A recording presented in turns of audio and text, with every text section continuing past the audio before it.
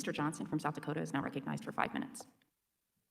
Thank you very much, Madam Chair. My question will be for any of the panelists that want to weigh in, because I'm sure you all have some expertise on this front. And I would compliment the chair on pulling together this panel. Clearly, we should all care about the efficiency and the effectiveness of federal dollars invested in infrastructure, certainly during COVID as well as during any time. So I think my preface would be this. To remind all of us about how inefficient much of our investment in infrastructure is in this country. Environmental reviews in this country commonly run in excess of 1,000 pages. That's not typical across the world. Our environmental reviews take on average 5 times longer than they do in Canada, and twice as long as they do in the European Union. Of course, building subways are expensive, but the New York subway capital construction costs per project are quadruple what they are the global average for urban subway systems. And so I think my question for the panelists is, as you did your analysis of these infrastructure investments during COVID, did we get a sense of what the financial cost of compliance to these environmental and historical reviews were? And do we have any sense about how they compare to what we would see in other parts of the world? Representative Johnson, I can take that question first because I think it's important to understand that at this point, a lot of the funds that have so far been allocated and awarded have been on the operating expense front.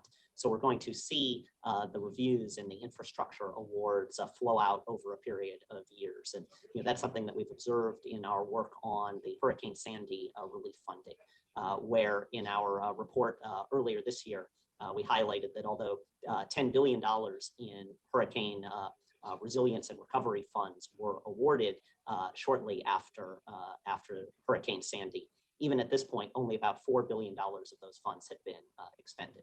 So at this point, give this committee some, as we look forward, because you're right, the next tranche of capital investment is likely coming. Given your historical experience, give us some sense of what the financial costs of those environmental and historical reviews would be.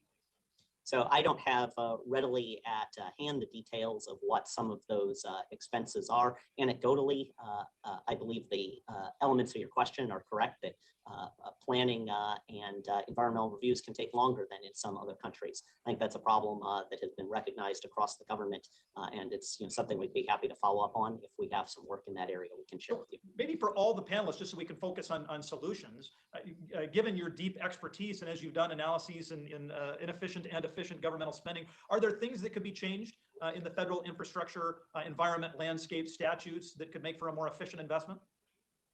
Are we getting in the way, and if so, how?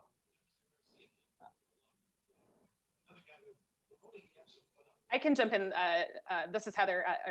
So I would say, I think as infrastructure funding gets rolled out, depending on what folks are looking for out of the investment, being clear about and defining what the program is, if there is certain intentions, if there's certain outcomes that you're looking for.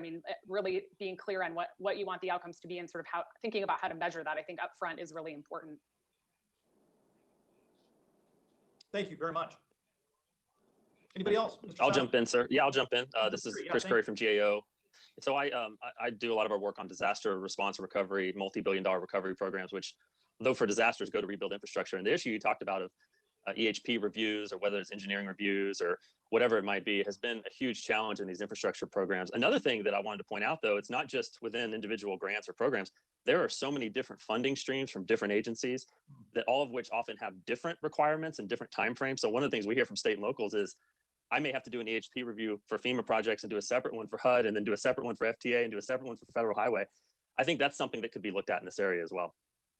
Oh, thank you very much. That's an excellent tactical suggestion, Mr. Curry. And for any of the other experts, if you have other suggestions, I'm out of time, but I'd love to have any comments from you, and we'll work together, I'm sure, on the committee in a bipartisan way to try to make these investments even more efficient. And with that, I would yield back. Thank you.